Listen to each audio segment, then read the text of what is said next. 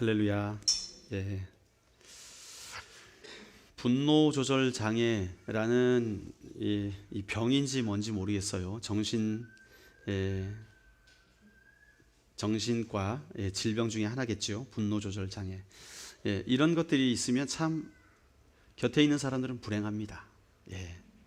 최근에도 그랬지만 몇 년 전에 2006년인지 7년인지 그쯤에 어떤 일이 있었냐면 어떤 형제가 이제 한 자매를 사모한 거예요. 그래가지고 일방적인 사랑을 구합니다.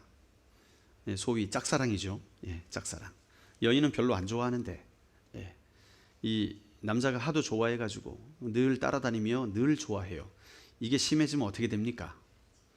스토킹이라고 하죠. 그죠? 스토킹. 그런데 그게 한 해가 지나고 두 해가 지나고 한 2년 이상 그렇게 그 여자를 쫓아다니다가 이 여자가 극구 싫다고 그런 거예요. 뭐 별로 사귄 것도 아니죠. 하도 협박을 하니까 쫓아다니는 걸 놔뒀는데 나중에는 그게 점점 심해지니까 이 여자가 거부를 한 거예요. 그러니까 이 남자가 정신이 확 돌아가지고 이메일로 경고장을 보냅니다. 오늘 너를 위한 이벤트를 준비했어. 오늘 기대해. 이메일을 보낸 다음에 칼과 그 다음에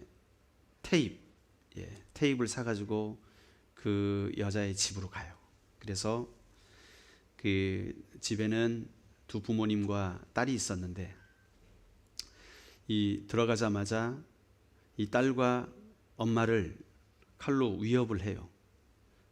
그리고 그 테이프로 묶으라고 준비한 테이프로 손을 서로 묶으라고 그러고 막 위협을 합니다. 그러면서 왜 나를 사랑해 주지 않냐고 왜 나를 사랑해 주지 않냐고 칼로 위협을 하면서 좀 사랑해 달라고. 그러면 사랑해 주겠죠? 그 정도 위협하면 좀 사랑해 주면 감사할 것인데 그게 그렇지 않잖아요. 그게 그렇게 됩니까? 살려달라 그랬겠죠. 살려달라고. 그 상황에서 이 아주 처참한 일이 일어납니다. 하여튼 엄마와 그 딸을 합쳐가지고 37차례를 찔러요. 찌르고 죽게 되죠. 아버지는 그 상황에서 그 죽음을 보고 도망가는데 그 5층이었는데 그 옆에 상가 옥상으로 뛰어내렸어요. 3층으로. 그래가지고 그 어르신이 뛰어내리니까 몸이 어떻게 되겠습니까? 온몸이 다 뼈가 부서진 거예요. 그래가지고 중증 환자가 됩니다. 그래서 결국 잡혔어요. 그런데 변호사를 선임했습니다. 누가? 살인한 사람이. 변호사를 선임해가지고 변호사가 변호를 하는데 그 변호의 내용이 뭔지 아십니까? 심신미약으로 인한 상해라는 거예요. 심신미약. 여러분 심신이 미약해지면 사람 죽여도 됩니까? 열 좀 받으면 마음대로 해도 됩니까? 아니지요. 그것을 받아줄 사람이 없죠. 그래서 무기징역을 받았습니다. 무기징역. 살인으로 인한. 살인도 연쇄살인이죠. 연쇄살인으로 인해서 무기징역을 받게 되고 결국 뭐 변호사가 변호를 해도 소용이 없는 거죠. 아무리 심신이 미약하다 해도 용납될 수 없는 것이죠.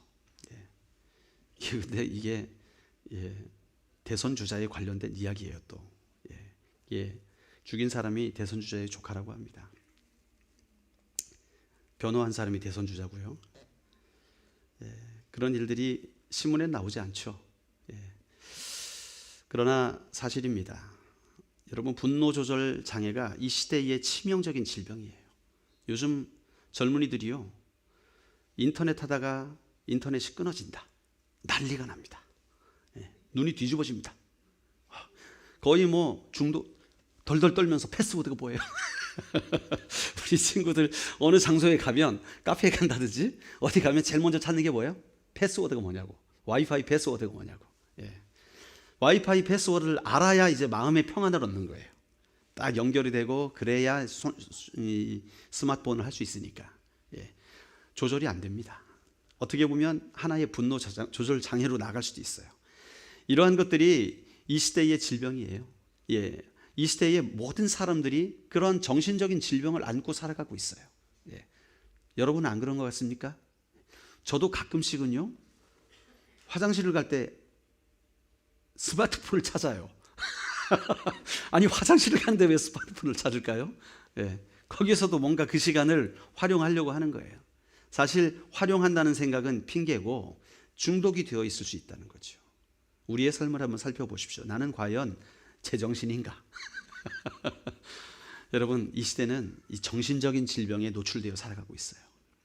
대한민국 사람의 82% 이상이 정신과에 입원해서 치료를 받아야 할 정도로 스트레스를 받고 살아가고 있다고 합니다. 어마어마하지 않습니까? 예. 정신과에 입원해서 치료를 받아야 될 정도로 스트레스를 받고 살아간다는 거예요. 그게 대한민국 사람들의 일상이라는 거예요. 그러니까 우리나라가 세계에서 암 기술이 최고로 발달했어요. 의학이. 똑똑해서 그럴까요? 많이 치료해 본 거예요. 많이 임상을 경험한 거예요. 그러니까 의사들이 기술이 좋아지는 겁니다. 예, 그만큼 암 환자가 많이 발생하고 있는 나라가 대한민국이에요.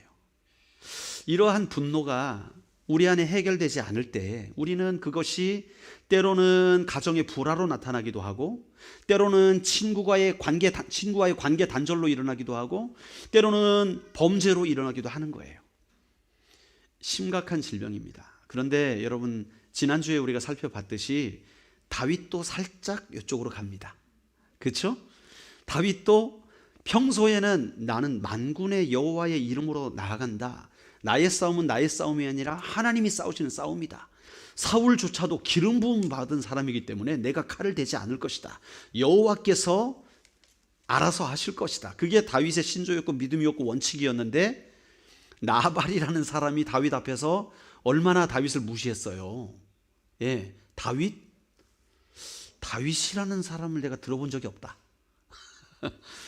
다윗이 누구냐? 혹시 요즘에 그 주인의 종되었던 자가 도망쳐서 날뛰는다는 얘기를 들었는데 그 사람이 아닌가 모르겠다. 이러면서 다윗을 빚고 와서 놀리니까 이 다윗도 뚜껑이 열렸어요. 예, 그것도 활짝 열렸습니다. 그래가지고 그냥 부하들한테 400명한테 명령을 해가지고 칼 다 차라. 그래가지고 나발 집안을 완전히 몰살시켜 버리자. 그래가지고 지금 이제 나가는 거 아닙니까? 그 장면이 지난주에 우리가 봤던 장면이에요. 완전히 어떻게 보면 다윗은 원래 사울의 분노를 잠재우던 사람이었잖아요. 사울이 악신이 들려가지고 분노하게 될 때 그는 하나님의 신에 감동되어서 수금을 타게 되면 악신이 떠나가서 그 분노하던 사울을 잠잠케 했던 그자가 다윗이었는데, 지금 다윗이 분노에 휩싸여가지고 이 조절이 안 돼요. 예, 분별이 안 됩니다. 완전히 회가닥했어요. 그래가지고 다윗이 칼을 앞세워가지고, 그의 일생 가운데 한 번도 그런 적이 없었는데 오늘 그가 칼을 앞세워가지고 나발의 식구들을 몰살시키러 지금 전진을 하고 있습니다.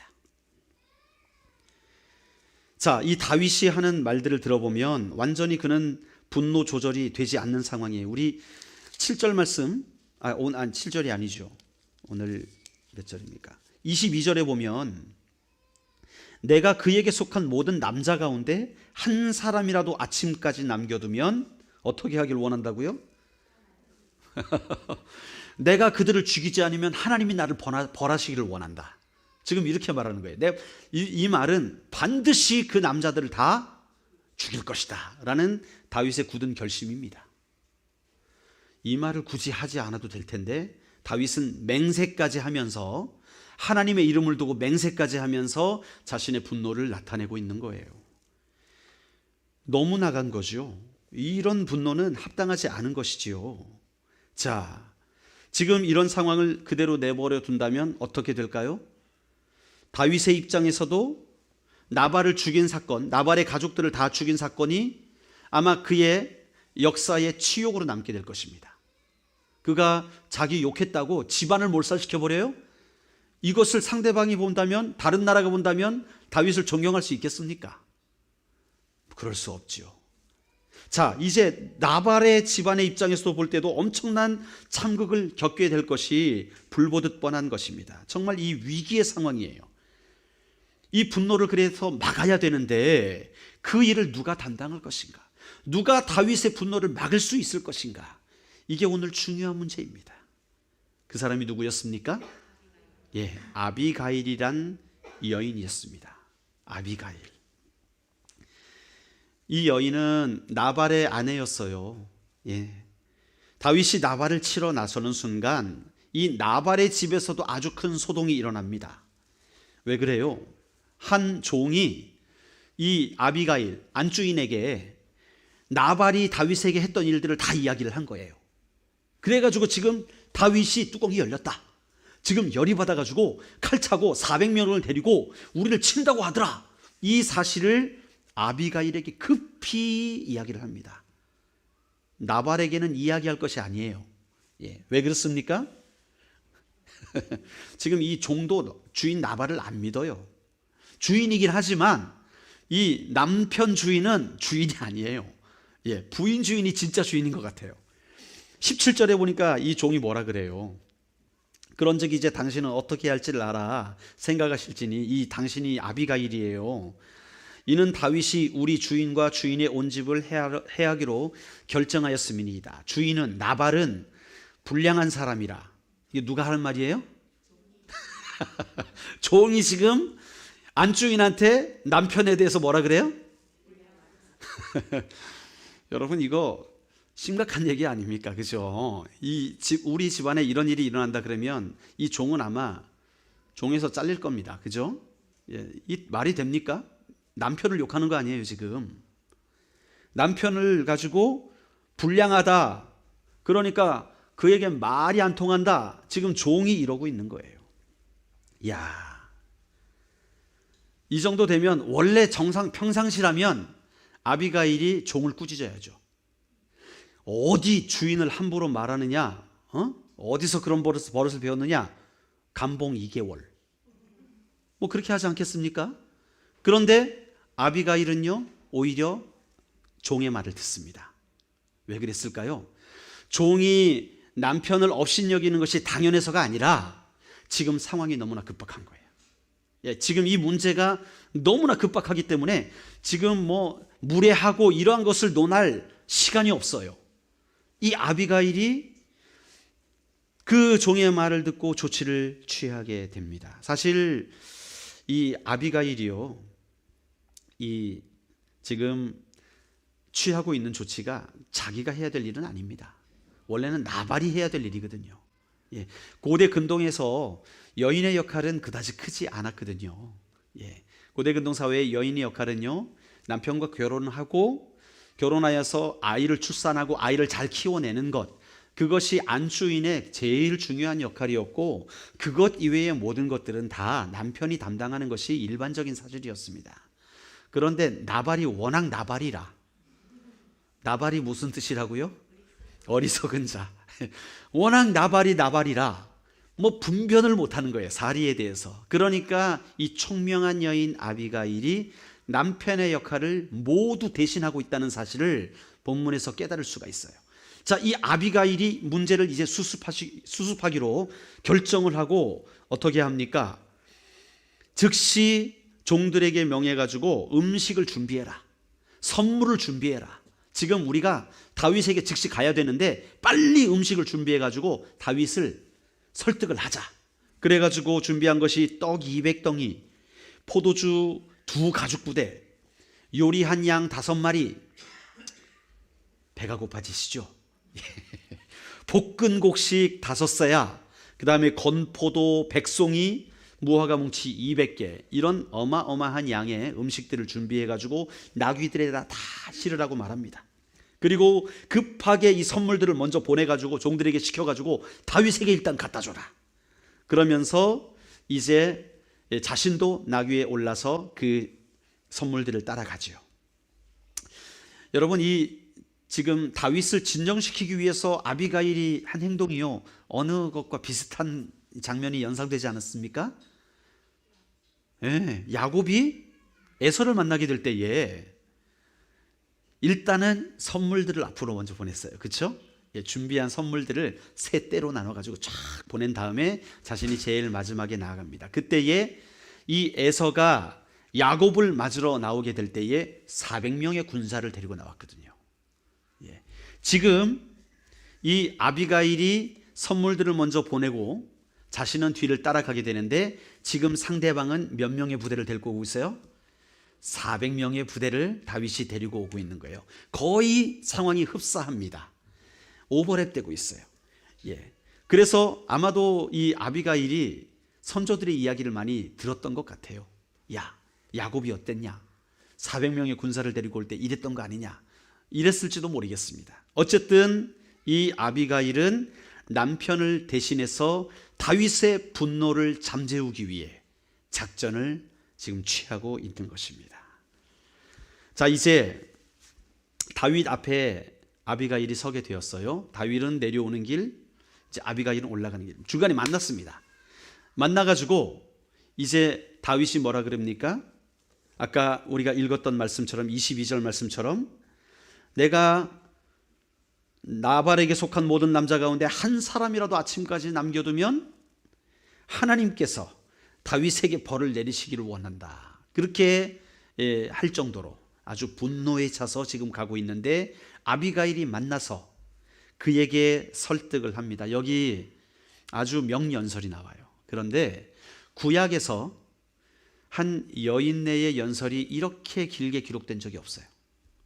구약에서 여인들의 연설의 기록으로는 가장 긴 내용으로 지금 기록된 부분이 바로 이 아비가일의 이야기입니다. 그만큼 성경에서 중요하게 다루고 있다는 거겠지요. 예. 어떤 때 보면 성경은요, 단 한 절로 막 2년, 3년 이야기를 줄이는 경우도 있어요. 그런데 지금 이 부분을 보면 아비가일의 다윗의 분노를 설득하는 장면, 분노를 잠재우기 위해서 설득하는 장면을 아주 길게 자세하게 형용사까지 빼놓지 않고 자세하게 기록을 해놓고 있습니다. 그만큼 이 아비가일의 이야기가 우리에게 주는 교훈이 있다는 거예요. 이 시대가 분노에 미쳐 날뛰는 시대입니다. 이 시대요, 정말 지하철 안에서 별일들이 다 일어나고 있어요. 예. 할아버지가 다리 아파가지고 아이고 다리야, 아이고 다리야 하는데 거기에 앉아있던 학생이 자꾸 귀찮게 한다고 어른을 때리고, 예. 눈이 마주쳤다고 때리고, 이런 일들이 지금 이 시대 가운데 일어나고 있어요. 분노가 넘쳐납니다. 사회 가운데, 학교 가운데, 직장 가운데 분노가 넘쳐나고 조절이 되지 않아요. 지금 어떻게 보면 이 시대는요, 이 사단에 의해서 사람들이 감정을 조절하지 못하는 그런 상태에 많이 빠져 있는 거예요. 이러한 분노를 어떻게 다스리느냐에 따라서 여러분, 우리 인생에 복이 주어질 것이냐 저주가 주어질 것이냐 결정이 되는 것입니다. 여러분, 우리 인생 가운데 분노가 사라진다면 그것처럼 행복한 일이 있겠습니까? 그러므로 우리 이 시대에 살아가면서 우리가 분노를 조절할 수 있는 방법이 있다면, 그것을 컨트롤할 수 있는 방법이 있다면 우리는 잘 배워야 되겠지요. 예, 잘 배워야 됩니다. 오늘 아비가일을 통해서 한번 배워봅시다. 먼저 아비가일이 다윗을 만나서 어떤 이야기를 합니까? 제일 먼저 하는 이야기가 자신을 낮추는 거예요. 자신을 낮추는 거. 23절을 같이 읽어볼까요? 시작. 아비가일이 다윗을 보고 급히 나귀에서 내려 다윗 앞에 엎드려 그의 얼굴을 자기 자신을 얼마큼 낮췄습니까? 네, 요 정도? 아니에요. 얼굴을 땅에 댔어요. 이 말은 뭡니까? 그 이상 낮아질 수 있습니까? 자신이 할 수 있는 한 가장 낮은 자세로 다윗의 앞에 엎드립니다. 여러분, 이것이 참 중요해요. 분노를 잠재우기 위해. 이 분노가 우리의 삶을 망가뜨리잖아요. 이게 상대방과 나와의 관계 안에서 내가 분노가 일어나든 그가 분노에 찼든 어쨌든 이 분노가 터질 대로 터지면 비극이 일어납니다. 이것을 막아야 되는데, 그러기 위하여서는 먼저 깨달은 자가 자신을 낮추는 게 정말 중요합니다. 지금 아비가일은 자신을 낮추되 더 이상 낮추지 못할 정도로 자기를 낮추는 거예요. 땅에 엎드립니다. 아마 땅을 팔 수 있었으면 땅 속에라도 들어갔을 거예요. 그만큼 지금 자신을 낮추면서 나아가요. 나발의 행동과는 전혀 다른 행동이죠. 그렇죠? 나발은 다윗을 무시해버렸습니다. 짓밟아버렸습니다. 말로써. 그러나 아내 아비가일은 그 나발의 잘못을 수습하기 위하여서 지금 땅바닥에 완전히 엎드려서 나아가고 있는 거예요. 가장 낮은 자세를 취함으로써 다윗의 분노를 잠시 누그러뜨리고 있습니다. 다윗의 입장에서 보세요, 여러분. 막 씩씩대면서 가지 않습니까? 나를 따르라, 가자 해가지고 막 가는데 갑자기 선물이 오는데 나발의 것이래요. 뭐? 나발이 선물을 보내? 내가 이런다고 뭐 내가 성질을 안 낼 줄 알아? 그러면서 막 하는데 어떤 아리따운 여인네가 오더니 갑자기 땅에 엎드려 버려요. 저는 나발의 아내입니다. 그러면서 완전히 엎드리는 거예요, 땅바닥에. 거기에 대놓고 다윗이 어땠겠습니까? 거기에 대가 막 삿대질하면서 욕하면 다윗이 인격이 잘못된 거죠. 그렇죠? 본인의 분노를 잠재울 수 있는 환경을 지금 누가 만들고 있어요? 네, 아비가일이 지금 만들고 있는 거예요. 이게 굉장히 중요합니다, 여러분.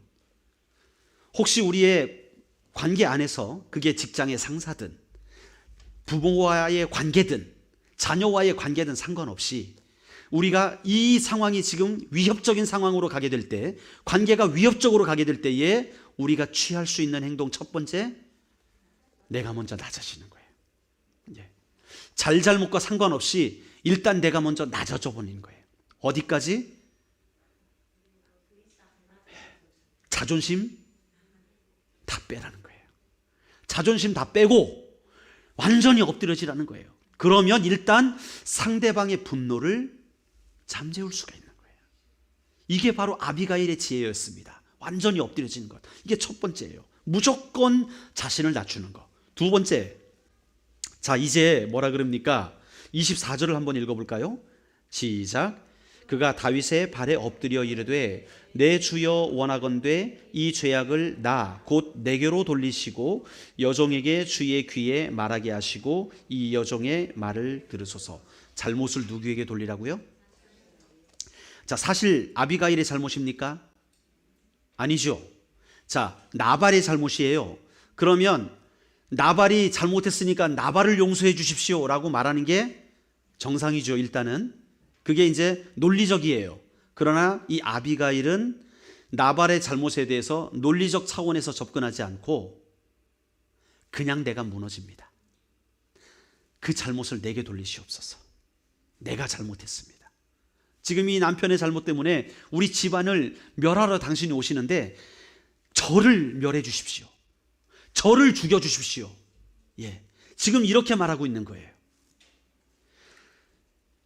이 아비가일의 말이요, 어떻게 보면 뭐 형식적일 수도 있어요. 그렇죠? 우리 왜 사극에 보면 어떤 신하가 잘못이 드러나면 신하가 뭐라 그럽니까? 전하, 죽여 주시옵소서. 그럴 때 왕이 죽여라. 그러면 어떻게 됩니까? 이게 애매해지는 거 아니겠습니까? 예, 죽여라 안 그래요. 죽여 주시옵소서 하면 살려주죠.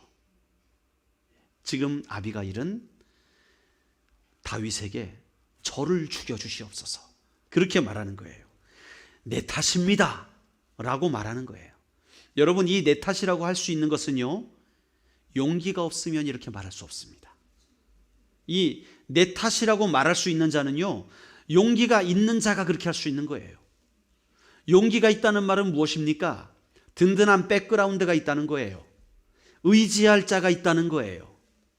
여러분, 용기 없는 자는요, 이런 위기가 닥쳐오면 핑계댑니다. 그렇죠? 오, 제가 안 그랬어요. 오, 제가 그랬어요. 핑계댑니다. 용기 없는 자지요. 그러나 아비가일은 용기가 있었어요. 그에게 신앙이 있었단 얘기입니다. 믿음이 있었단 얘기입니다. 그래서 그는 저를 버려주세요. 나발을 벌하시지 마시고 저를 버려주십시오. 제 탓입니다. 그렇게 말을 하고 있는 거예요. 여러분, 우리 그리스도인들에게 이러한 믿음의 용기가 있어야 되지 않겠습니까? 예, 우리가 지난 금요일 날 우리 손현보 목사님의 메시지를 잠깐 같이 나눈 적이 있어요. 메시지의 핵심은 이겁니다. 이 코로나 때문에 교회를 거리두기 이런 거를 통제를 하잖아요. 예, 종교 시설들 통제를 하는데 너무했다는 거죠. 너무했다는 거죠. 이게 상식적으로 말이 안 되는, 그냥 종교 기관이기 때문에 그렇게 하라는, 지금도 마찬가지 아닙니까? 지금도 사실은 뭐 위드 코로나 얘기는 그렇게 해놓고 식당들은 다 오픈했죠.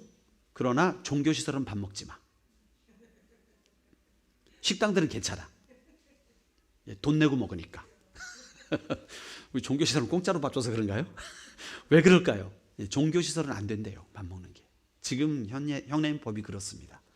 현행법이 아니라 지시죠, 지시, 행정명령. 이게 뭔가 이상해요. 뭔가 자가 이쪽으로 가면 조그맣고 저쪽으로 가면 길어지고, 잣대가 그때 달라요. 또 항의를 하면 항의한 사람만 풀어줘요. 저번에 어떤 일이 있었습니까? 그 거리두기 할 때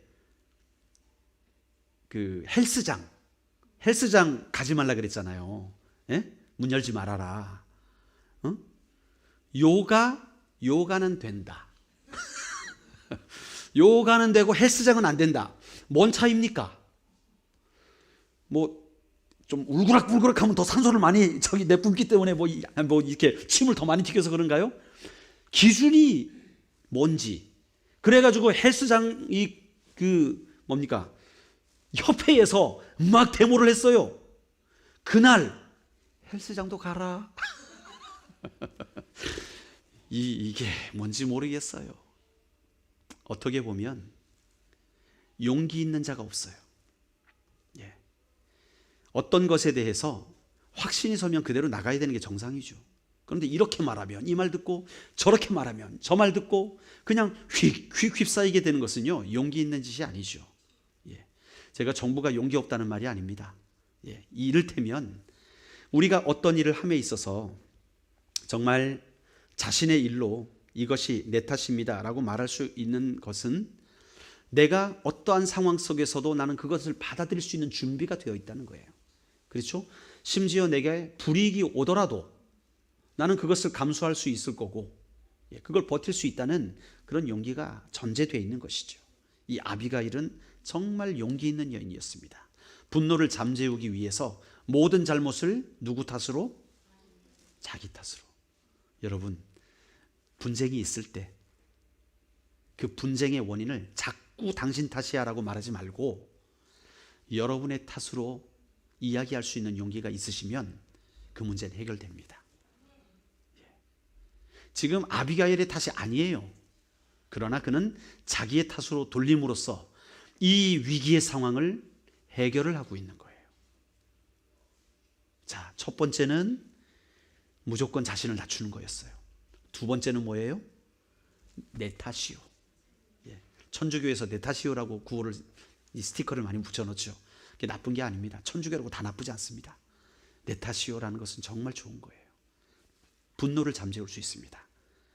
자, 다윗이 그 말을 듣고 기가 한풀 꺾여요. 자, 아비가일이요, 지금 문제가 이렇게, 다윗이 이렇게 열받게 된 것은 사실은 자기 탓이요라고 하면서 이야기하는 게 뭐냐 하면, 내가 그 자리에 없어서 내가 상황을 몰랐습니다. 만약에 내가 그 자리에 있었더라면 저는 절대로 그런 일이 일어나도록 하지 않았을 것입니다. 오히려 당신을 맞이해서 쉬게 해주고 먹을 것도 주고 했을 것입니다. 그런데 저는 몰랐어요. 죄송합니다. 남편이 그렇게 무지하였기 때문에 그런 일을 벌였는데 그건 저 때문에 그렇습니다 라고 지금 이야기를 하는 것이지요. 자, 그러면서 이제 이 정도 되면 다윗이 마음이 어떨까요? 막 칼을 들고 막 얼굴이 뻘개졌다가 이제 뻘건 얼굴이 조금 사라졌을 겁니다. 그렇죠? 이렇게 된 때에 시간을 벌은 거예요. 아비가일은 지금 뚜껑이 열려서 막 들끓고 있는 이 다윗의 분노를 이 작전을 통해서, 첫 번째는 완전히 낮추고, 두 번째는 자신의 탓이고, 사실 그 무지함 때문에, 내가 몰랐기 때문에 그랬다고 자신의 탓으로 돌리면서 다윗이 이성적으로 생각할 수 있는 시간을 벌어놓은 거예요. 여러분, 우리가 분노에 사로잡히면 이성적으로 판단이 안 되거든요. 제가 이 부끄러운 얘기지만 결혼을 처음 했을 때, 결혼을 처음 하죠. 뭐 자주 하면 안 되죠. 네. 결혼을 했을 때 초창기에 이제 부부 싸움이 일어나잖아요. 별것도 아닌 거 가지고 싸웁니다. 싸우게 될 때 그거 내가 잘못했어라는 말이 안 나오는 거예요. 분명히 제가 잘못했거든요. 예. 그런데 그 말이 안 나와요. 여보가 잘못했잖아 한마디 들으면 그래 그러면 되거든요. 그러면 게임 오버, 그냥 아무것도 아닌 거예요. 그런데 당신은 그러면서 이제 엉뚱한 얘기로 불거지잖아요. 지금 얘기하고 있는 문제는 요거예요. A라는 문제 가지고 다투다 보니까 원인 제공을 제가 했더라고요. 그러니까 결론은 제가 잘못한 거죠. 그러면 미안해요, 제가 잘못했네요. 그러면 이제 끝나는 겁니다. 그런데 당신도 B 했잖아.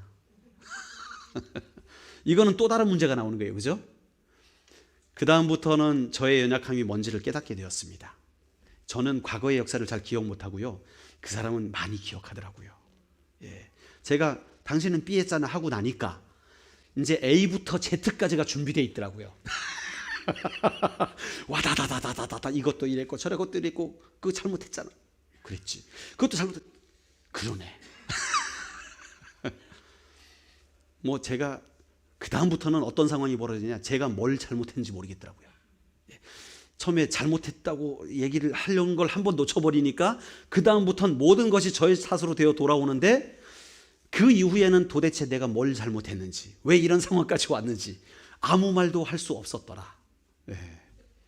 그래서 이 싸움을 빨리 끝내기 위해서 잘못했어, 내가 다 잘못했어. 그러면 끝날 줄 알았는데 뭘 잘못했는데 얘기해 보라는 거예요. 뭘 잘못했는데 도대체 이해되게 얘기해 보라고. 얘기를 못 하죠. 이게 좀 짧거든요. 기억이 안 나요. 지금 내가 뭘 가지고 이렇게 얻어맞았는지 잘 몰라요. 또 멍해가지고 잘못했다니까, 내가 다 잘못했다니까.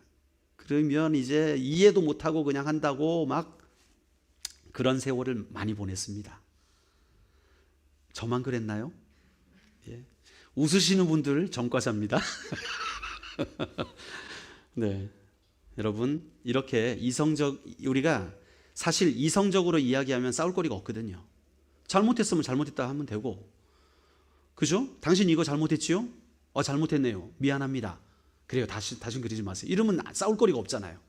그런데 그 잘못했다는 것을 잘못 안 했다고 우기니까 이게 열받게 되고, 열받으니까 이성적으로 생각이 안 돼요. 막 엉뚱하게 계속 그냥 상대방을 꼬집을 생각만 합니다. 나의 잘못한 거 상관없이. 이게 뭐냐 하면 우리가 분노하게 되면 이렇게 되는 거예요.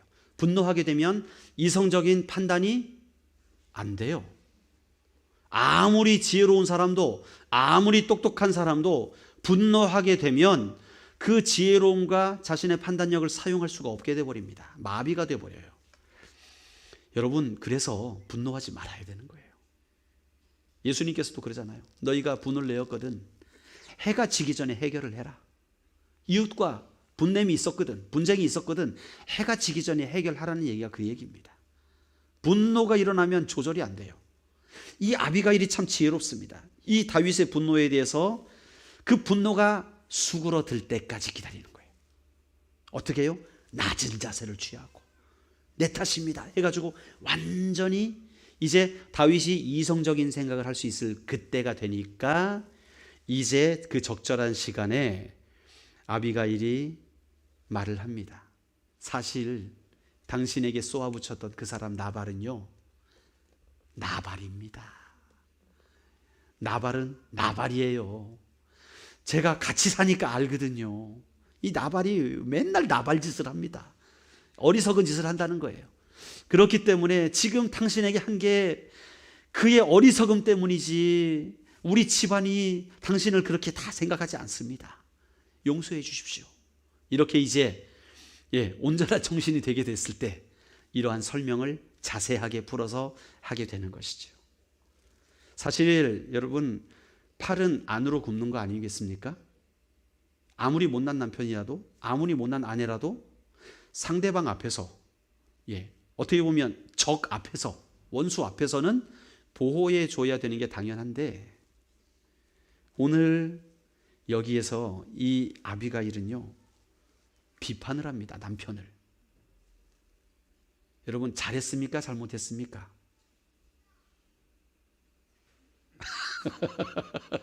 잘한 겁니까? 잘못한 겁니까? 일반적으로는 잘못한 것입니다. 일반적으로는. 아무리 남편이 부족해도 보호해줘야죠. 감싸줘야죠. 자, 그러나 보호해주고 감싸해주면 결과가 어떻게 될까요? 다 죽는 거예요. 지금 상황이 그런 거예요. 이 상황이 급박하기 때문에 아비가일의 이 설득은요, 극단적인 설득을 하고 있는 것입니다. 할렐루야. 여러분, 오늘 목사님이 그런데 남편 욕하는 거 칭찬하대. 그래가지고 동네방네 남편 욕하고 다니지 마십시오. 그 말이 아닙니다. 지금 아비가일은요, 극단의 조치를 취하고 있는 거예요.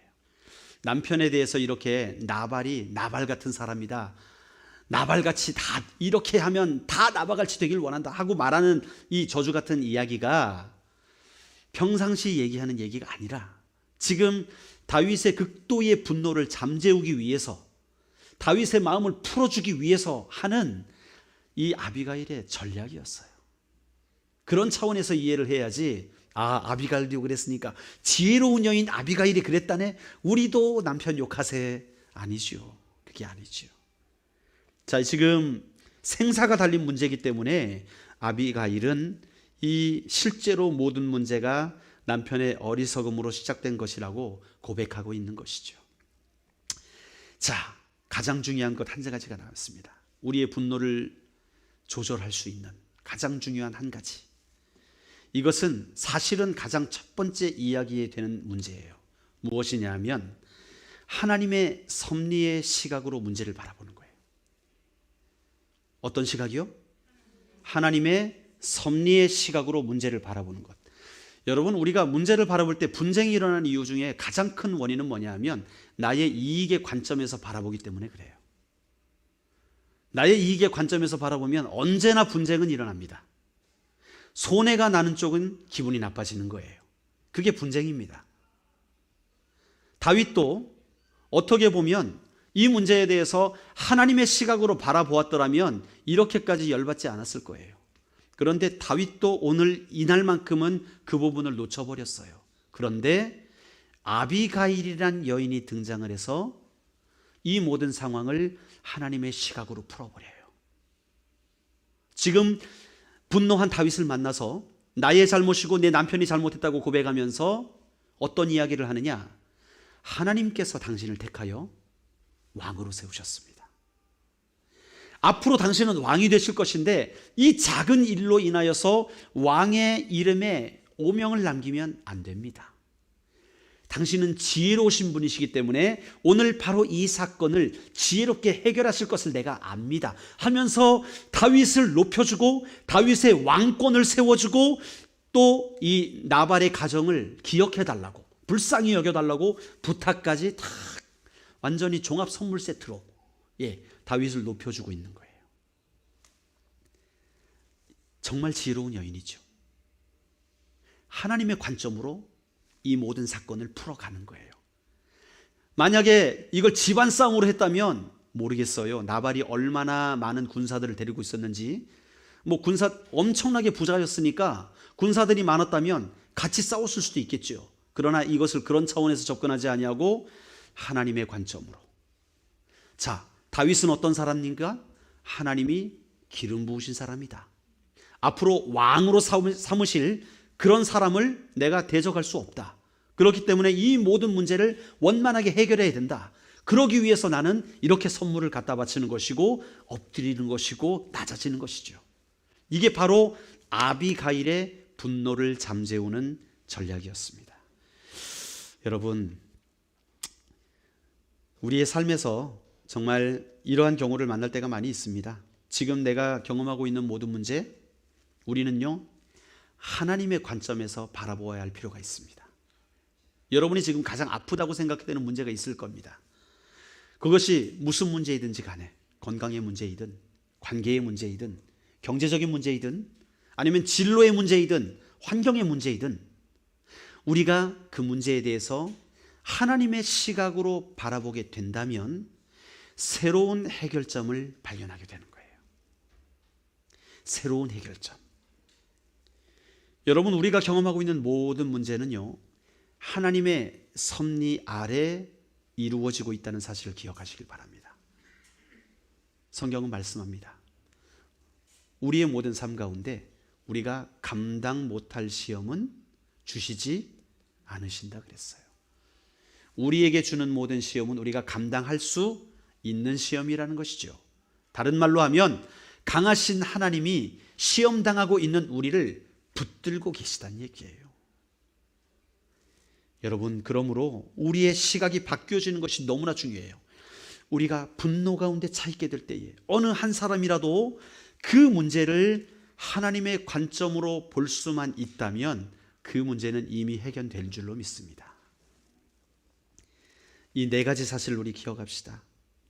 우리가 분노가 일어나게 될 때 그 분노를 다루는 지혜가 필요하게 된데, 이 아비가일은요 먼저 어떻게 했습니까? 첫 번째, 자신을 낮추었습니다. 낮아질 때까지 낮췄어요. 두 번째는 뭐였습니까?